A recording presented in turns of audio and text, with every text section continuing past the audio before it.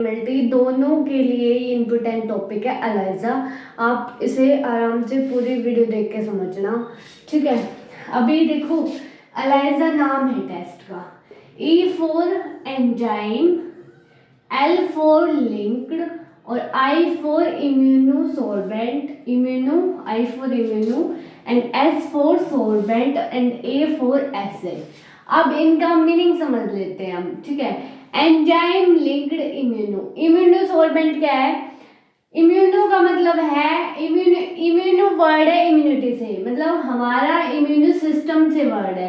तो इसमें क्या होगा? एंटीजन एंटीबॉडी की रिएक्शंस आएंगी, ठीक है। क्या आएगी हमारे पास? एंटीजन एंटीबॉडी की रिएक्शंस आएंगी। तो एंजाइम, देखो मीनिंग हमें नाम से ही समझ लेना है कि टेस्ट क्या कहना चाह रहा है, इसमें क्या होगा। तो इसमें क्या है? एंजाइम लिंक्ड इम्यूनो में एंटीजन एंटीबॉडी, सॉर्बेंट ऐसे, मतलब एंटीजन एंटीबॉडी की रिएक्शंस होगी, ठीक है। किसकी हेल्प लेके? एंजाइम लिंक्ड करके, मतलब एंजाइम को लिंक्ड करेंगे एंटीजन एंटीबॉडी के साथ। तो एंजाइम क्या करता है? किसी भी रिएक्शन को स्पीड अप करता है। तो अब एंटीजन एंटीबॉडी में एंजाइम लिंक्ड और कर दे तो रिएक्शन स्पीड अप होगी और जल्दी रिएक्शंस होके हमें रिजल्ट दिखाई देगा, ठीक है। तो इसमें एलाइजा में S4 सब्सट्रेट भी समझ सकते हो, जो कलर देगा, कलर हम मेजर करेंगे, ठीक है। तो हमें मीनिंग से ही समझना है कि एंजाइम लिंक्ड का यूज करना है, एंटीजन एंटीबॉडी की रिएक्शंस होगी, एंटीजन डिटेक्ट होगा और उनकी फिर रिएक्शंस हम देखेंगे, ठीक है। ये आपको इसका मीनिंग समझ में आ गया होगा। अब एलाइजा के टाइप्स आते हैं। पहला टाइप है डायरेक्ट एलाइजा, सेकंड है indirect ELISA and third one है सैंडविच एलाइजा एंड फोर्थ है कॉम्पिटिटिव एलाइजा। ये मेनली 4 टाइप यूज होते हैं एलाइजा के। Direct ELISA, indirect ELISA most important है एंड सैंडविच एलाइजा भी आता है कई बार, कॉम्पिटिटिव एलाइजा भी आ सकता है, पर ये ज्यादा इंपॉर्टेंट है डायरेक्ट और इनडायरेक्ट, ठीक है। तो अगर नॉर्मली हम एलाइजा के प्रिंसिपल की बात करें तो इसमें क्या होगा? देखो, जो नाम में पता चला है वही प्रिंसिपल में लिखना है कि एंजाइम, एलाइजा में एंजाइम का यूज करते हैं हम एंटीजन एंटीबॉडी की डिटेक्शंस की बाइंडिंग के लिए, ठीक है। एंड मतलब जो एंटीजन एंटीबॉडी रिएक्शंस हो रही है उनको बाइंडिंग करने की, डिटेक्ट करने के लिए एंजाइम का यूज करते हैं, क्योंकि वो लिंक करेगा एंटीजन एंटीबॉडी को और हमें मतलब रिएक्शन जो है वो जल्दी करके दिखाएगा, ठीक है। अब जो एंजाइम, मतलब एंजाइम के साथ जो कॉम्प्लेक्स बनेगा एंटीजन एंटीबॉडी का, वो क्या होता है? कलरलेस होता है।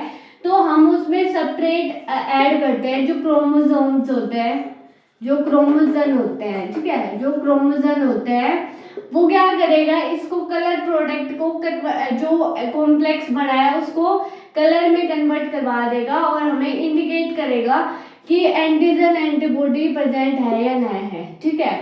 एजी क्या है? हमारा एंटीजन है, ठीक है, और ए बी क्या है? एंटीबॉडी है। तो एंटीजन एंटीबॉडी के कॉम्प्लेक्स को डिटेक्ट करता है और ये कलर देगा। तो प्रिंसिपल में 2 ही पॉइंट लिखने हैं कि ये जो एलाइजा है इसमें एंजाइम का यूज करते हैं, क्या देखने के लिए? बाइंडिंग जो कराया है एंटीजन एंटीबॉडी का, क्योंकि एंजाइम बाइंड करके ही बताएगा, ठीक है। फिर उसके बाद जो एंजाइम्स कन्वर्ट हुआ है, मतलब जो एंजाइम का कॉम्प्लेक्स बना है वो कैसा होगा?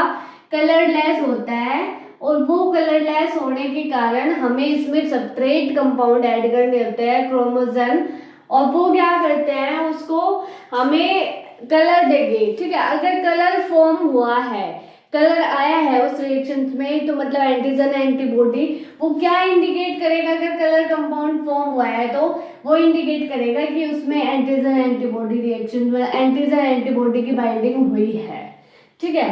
अब पहले हम डायरेक्ट एलाइजा पढ़ लेते हैं। अभी इनका स्क्रीनशॉट ले लो आप, मैं ये रब करके डायरेक्ट का आपको रो वाइज प्रिंसिपल या प्रोसीजर पढ़ाऊंगी, ठीक है। सैंपल में तो हमें क्या डिटेक्ट करना है? सैंपल में एंटीजन चेक करना है जो फॉरेन सब्सटेंस होते हैं, ठीक है। तो सैंपल में एंटीजन चेक करना है, ठीक है। फिर उसके बाद सैंपल में एंटीजन चेक करना है तो सबसे पहले हमें डायरेक्ट एलाइजा में क्या करना है कि जो माइक्रोटाइटेड प्लेट आती है, माइक्रोटाइट्रेट जो प्लेट्स आती है उन पे हमें कोटेड कर लेना है एंटीजन सैंपल को, ठीक है। फिर उसके बाद हम इसमें बोविन सीरम एल्बुमिन ऐड करेंगे। बोविन सीरम एल्बुमिन जो एक तरह का प्रोटीन है, वो क्या करेगा, हमारे जो अदर एंटीजन है, मतलब देखो एक स्पेसिफाई एंटीजन ही डिटेक्ट करेंगे ना, चाहे वो HIV एंटीजन है तो वो स्पेसिफाई एंटीजन डिटेक्ट करेंगे, जो अदर बॉडी में एंटीजन है उनको ब्लॉक करना है। तो बोविन सीरम एल्बुमिन क्या करेगा, अदर जो बाइंडिंग एंटीजन है उनको ब्लॉक कर देगा, ठीक है। फिर उसके बाद इसमें हमें एंजाइम लिंक्ड एंटीबॉडी डालनी है। जो एंटीबॉडी एंजाइम से लिंक कर रखी है हमने, पहले एंजाइम से लिंक करना है उस एंटीबॉडी को, फिर हमें उसे डालना है। फिर उसके बाद हम इसमें सब्सट्रेट डालेंगे, एंटीजन एंटीबॉडी इक्वेशंस करेंगे। इस टाइम पे देखो हमेशा रिएक्शंस इक्वेशंस पे होती है, तो एंजाइम लिंक एंटीबॉडी डालने के बाद जो सैंपल में एंटीजन है और जो हमारी एंजाइम लिंक एंटीबॉडी डाली है उनको हमें इक्यूबेट करेंगे ताकि वो रिएक्शन करे। सैंपल में जो एंटीजन है वो रिएक्शंस करे और जो हमारा एंटीबॉडी हमने डाली है एंजाइम लिंक एंटीबॉडी वो रिएक्शन करे। वो इंक्यूबेशंस पे रिएक्शन करती है 37 डिग्री सेल्सियस पे, ठीक है। तो 37 डिग्री सेल्सियस पे करेंगे तो 1 घंटे के लिए करेंगे। फिर उसके बाद हम इसमें, अब देखो एंटीजन एंटीबॉडी का कॉम्प्लेक्स हो गया, रिएक्शंस हो गई है, अब इसमें सब्सट्रेट ऐड करेंगे जो कलर देगा उस रिएक्शंस को। देखो ये जो एंटीजन एंटीबॉडी की रिएक्शंस आएगी वो कलरलेस होगी, तो हम इसको सब्सट्रेट जो कलर डेवलप करेगा, ठीक है, तो हम इसमें सब्सट्रेट ऐड कर देंगे जो कलर मिल जाएगा एंटीजन एंटीबॉडी के रिएक्शंस को, और फिर उस कलर को हम स्पेक्ट्रोफोटोमीटर से मेजर कर लेंगे। तो ये सिंपल सा प्रोसीजर है, आप इसको ऐसे भी बना सकते हो, ठीक है, और फिर ये प्रोसीजर भी लिख सकते हो। इससे ये है कि आसानी से आपको याद हो जाएगा, और ये प्रोसीजर मैं अभी आपको समझा देती हूँ। सबसे पहले हमें जो सैंपल है उसमें एंटीजन कोटेड करना है, किस पे, माइक्रोटाइटेड प्लेट पे, ठीक है। उस प्लेट पे, माइक्रोटाइटेड जो प्लेट है उस पे एंटीजन को कोटेड कर लेंगे, ठीक है। सैंपल में जो एंटीजन है वो कोटेड हो जाएगा, क्योंकि देखो हमें माइक्रोटाइटेड प्लेट लेनी है और उस पे हमें एंटीजन को कोटेड करना है, मतलब सैंपल को डालेंगे, सीरम सैंपल को, और उसको हमें कोटेड कर लेंगे, ठीक है। तो उसके बाद हमें जब सैंपल कोटेड हो जाता है, फिर उसके बाद हमें अनदर प्रोटीन ऐड करना है उसमें, जिसका नाम बोविन सीरम एल्बुमिन है, मेनली ये यूज होता है प्रोटीन, जो ऐड करेंगे और वो क्या करेगा, ब्लॉक कर देगा जो अदर टाइप की, जो अदर बाइंडिंग साइट है कोटेड एंटीजन की, वो मतलब जो भी अदर एंटीजन है, मतलब कोटेड एंटीजन को छोड़ के जो अदर बाइंडिंग साइट है उनको ब्लॉक कर देगा, ठीक है। फिर उसके बाद enzyme is link to an antibody, कि जो ऐसे एंजाइम, देखो पहले हमें क्या करना है, ऐसे एंटीबॉडी लेनी है, स्पेसिफाई एंटीबॉडी लेंगे और उसको एंजाइम से लिंक करेंगे, एक सेपरेट रिएक्शन करवाएंगे, मतलब अलग से पहले उसकी रिएक्शन करवा लेंगे। एंटीबॉडी को एंजाइम से लिंक्ड करना है तो एक अलग रिएक्शन करेंगे पहले, ठीक है। फिर जब वो लिंक्ड हो जाए, मतलब जो एंजाइम लिंक्ड एंटीबॉडी हो जाए, उसको हमें बोल में डालना है, जिस बोल में सैंपल कोटेड था। सैंपल में क्या था, एंटीजन, और हमें क्या डाला अभी, एंजाइम लिंक्ड एंटीबॉडी, ठीक है। एंजाइम लिंक्ड है तो वो रिएक्शन को स्पीड अप करेगी, तो अब इनको क्या करेंगे, इंक्यूबेट करेंगे, ठीक है। अब इनको इंक्यूबेट, क्योंकि कोई भी रिएक्शंस कितने इंक्यूबेशन पीरियड उसे चाहिए होता है रिएक्शंस के लिए, तो हमें 37 डिग्री सेल्सियस पे उसे इंक्यूबेट करना है। फिर उसके बाद जब इंक्यूबेशन उसका खत्म हो जाता है तो अनबाउंडेड जो एंजाइम एंटीबॉडी कॉम्प्लेक्स बना है, मतलब अनबाउंडेड, देखो अनबाउंडेड का मतलब है कि जैसे मान लो ये था और यहाँ पे हमारा सैंपल कोटेड था, ठीक है, और यहाँ पे एंजाइम लिंक एंटीबॉडी अटैच हो गई है, और यहाँ पे कोई सैंपल नहीं है, और यहाँ पे एंटीबॉडी हमारी आ गई है, ठीक है। तो ये जो एंटीबॉडी है वो, मतलब ये जो अदर एंटीबॉडीज है जो कोटेड नहीं थी, मतलब जो अनबाउंडेड एंटीजन है जो किसी के साथ बाइंड नहीं हुई है, मतलब ये देखो ये तो स्पेसिफाई एंटीजन जो सैंपल में एंटीजन है उसके साथ बाइंड हो गया है, पर ये कुछ एंटीबॉडी जो है एंजाइम लिंक वो नीचे आके लग गई है। तो हमें क्या करना है, इन एंटीबॉडी को वॉश ऑफ कर लेंगे, ताकि ये तो हमें जो, क्योंकि इसमें एंटीजन बाउंड थोड़ी ना है, तो अनबाउंडेड जो एंजाइम एंटीबॉडी का कॉम्प्लेक्स है उसे वॉश कर लेना है, फिर जो एंजाइम एंटीजन एंटीबॉडी का कॉम्प्लेक्स है वो ही सिर्फ बचेगा। क्या बचेगा? जो एंजाइम लिंक एंटीबॉडी है और जो एंटीजन है उन्हीं का कॉम्प्लेक्स बचेगा वॉश ऑफ करने के बाद।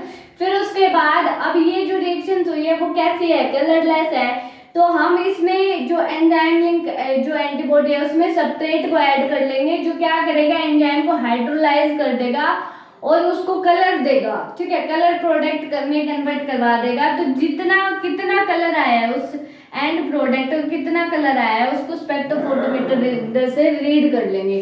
तो ये सिंपल सा प्रोसीजर था हमारा डायरेक्ट इसका एलाइजर टेस्ट का। अगर कुछ समझ में नहीं आया तो आप कमेंट में पूछ लेना, सिंपल है। पहले ये आपको याद करना है, फिर उसके बाद ये करना है। तो आप पेपर में ये भी लिख सकते हो और ये भी लिखना है।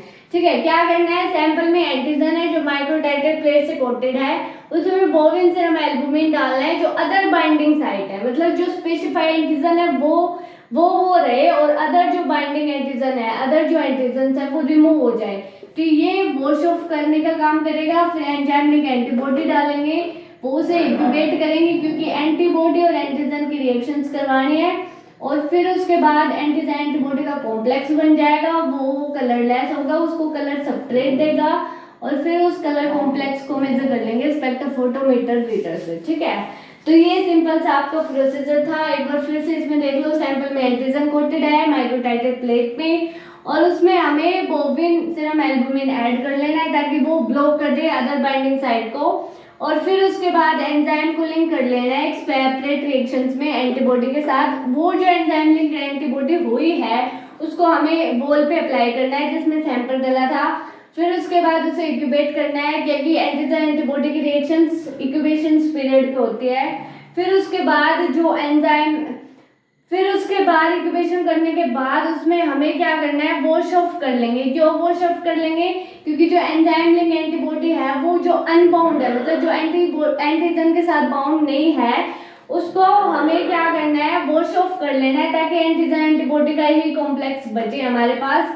फिर उसके बाद उसमें सब्सट्रेट ऐड कर लेंगे। सब्सट्रेट क्या करेगा? जो एंजाइम लिंक एंटीबॉडी का कॉम्प्लेक्स बना है उसको हाइड्रोलाइज कर देगा और वो कलर कंपाउंड में कन्वर्ट कर देगा।